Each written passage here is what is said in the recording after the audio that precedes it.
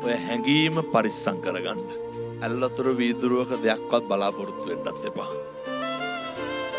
අනෙක තුල මොන අසත්පුරුෂකම් තිබ්බත් තමන් ගාව තියෙන සත්පුරුෂකම නැති කරගන්නත් එපා. අර බජාර් භාෂාවෙන් කියනවනම් දැන් හැම එකක්ම කරන්නේ බොක්කෙන්.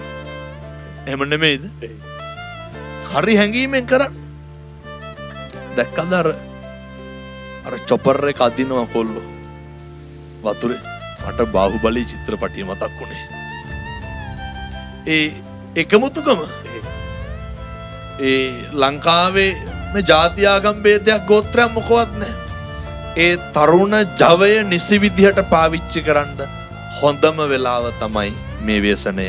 ඒක අපත් කරන්න එපා කියන යෝජනාව මම කරනවා.